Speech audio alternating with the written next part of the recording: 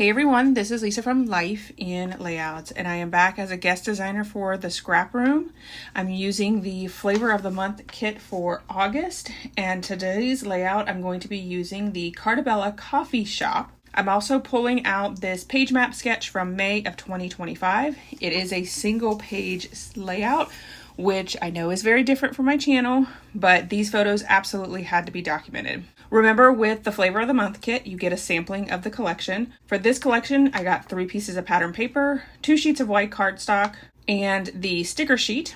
And I'm also working with the embellishment kit, which is a third of the ephemera. Now, those ephemera pieces do vary, so you may get the same as mine, and you may not. You guys know that I like to save paper as much as possible, so I did decide to use the white background to map my photos. And I was able to get 3 4x6 photos on this background. Of course, struggling with my ATG gun still. This was recorded earlier in the month when I was still having issues with that one roll. I then pulled out my layering guides to put a layer around each one of the photos. I love these things. I do have a tutorial for them linked below. I just love the fact that I am able to use the background of my paper with these things and put a perfect mat around my photos. These photos are of Eli, and so I was trying to lean more into the more masculine colors. I did quickly realize that I had printed the photos too large and I will need to reprint them. But I decided to just go ahead and work on my background until I could get those printed. For the top part, following the sketch, I am going to be using that darker navy, and I really like that pattern. And then for the bottom, I brought in all of the coffee cups. I really love all of the coffee cups that are in this pattern paper, especially all of the designs that they had made with the cream on top. The pattern paper wasn't sitting right, and I realized that I had forgotten to cut off the branding strip, so I went ahead and did that, and then I'm ready to lay the main pieces on my layout. I am going to have a 1/2 inch border on the top and bottom, and then a 1/4 inch border on the left and right. I'm not sure if that's the way the sketch called for it, or if I just didn't cut the paper right, but I do enjoy the way that this turns out. Once I get both of those pieces of pattern paper down, I do add some washi tape to the back of my layout just because I have those big holes from where I gutted the center to make my white background on my photos. And then I realized that the whole thing's not straight. It was so frustrating. I had to end up pulling up the paper to get it to lay down straight. You guys saw me use the T-square ruler, but it only works if the paper itself is straight. And you can see that there's only a tiny piece that I had to cut off, but that tiny piece made a huge difference with making sure that the centerpieces were straight on the layout. Of course, I also had to pull up the coffee cup paper to make sure it was straight as well. I don't know if you saw it in the video, but it was very prominent in real life. I did decide to round the corners of my paper, which you guys know that I frequently forget to do that and have to pull up my pattern paper to get it all laid down. I decided that I wanted a transition in the center of the paper, just like the sketch calls for. So I did use the gold paper, which is the back of the coffee cups, and added that in between that navy and the coffee cup paper. Of course, you pulling out my T-square ruler to make sure that it was straight. And now I have a little shelf that my photos and embellishments can sit on. I also decided to pull out the green striped paper and add that right above the gold paper because the gold paper is not straight, and I figured that the green striped paper would allow me to cover up that mistake as opposed to trying to trim down that gold paper. Of course, I did have to pull out my X-Acto knife and T-square ruler to trim off the edge because I did make it a little bit larger than I wanted it. And this is where I go off camera to print the photos again. I don't know what I was thinking in regards to printing them all at 4x6 because that would have taken up so much space, and I do want a lot of embellishments on this layout. So I decided to print the photo from TikTok as well as him eating his cake pop down to a 3x4. Luckily, I was able to reuse that white cardstock to map my photos. I just trimmed it down. And now you can see that there is a predominant photo and then 2 smaller photos. Because I had taken that pattern paper up and because it's textured cardstock on top of white textured cardstock, it was having a little bit of an issue sticking down, so I did decide to pull out my liquid adhesive and add that to the layout.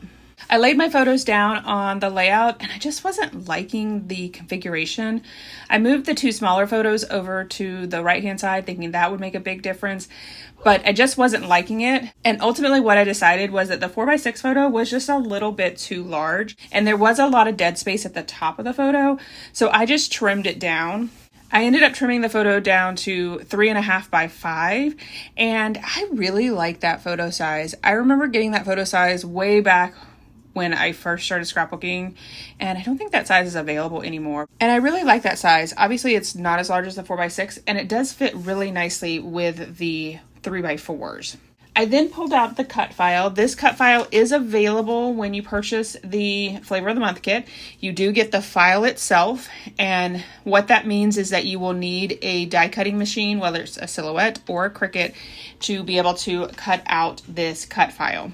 This cut file was created by Gwen over at Cut to You, and it's such a beautiful cut file. I have seen a couple of other layouts using this cut file, and I had already planned out my layout before I realized that I could use the cut file. So I didn't get to use the cut file in a really large way, which is what I normally like to do, but I knew that I had to include it on my layout. Of course, I'm going to struggle with this because I didn't do it the easy way.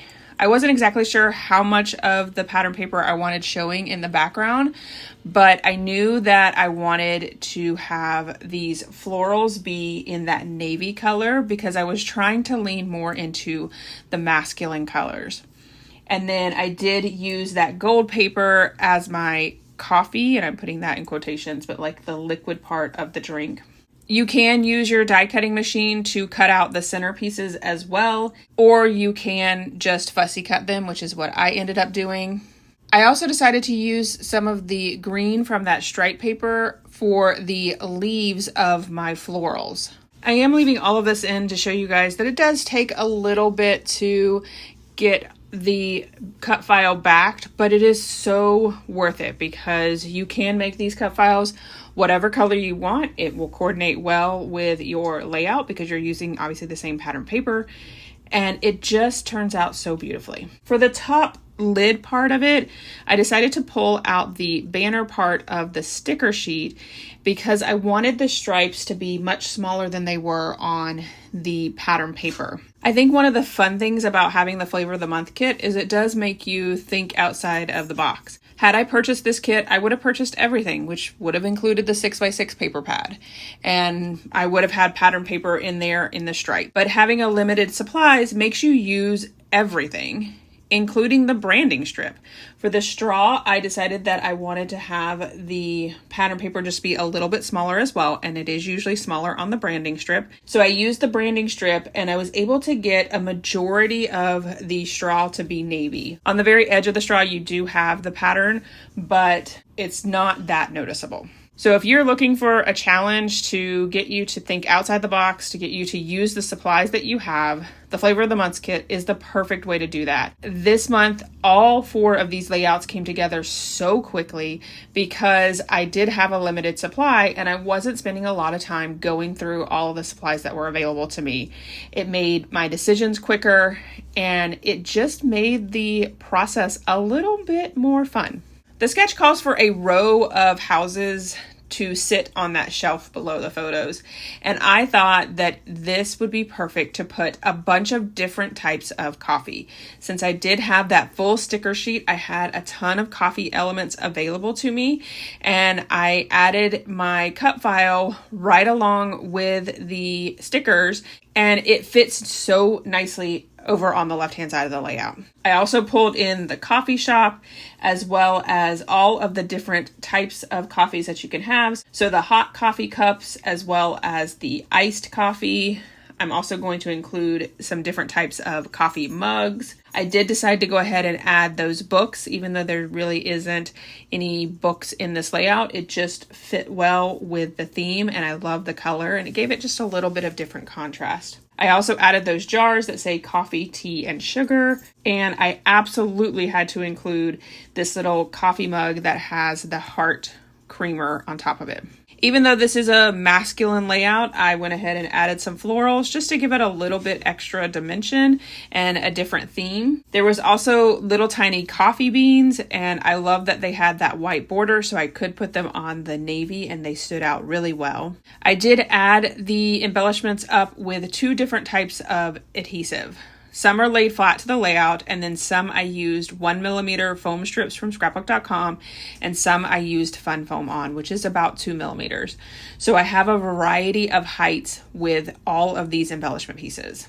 And I am definitely channeling my inner Nicole and creating this scene. She is the queen of scenes, and she has definitely encouraged me to play around with my embellishments and create more and more scenes.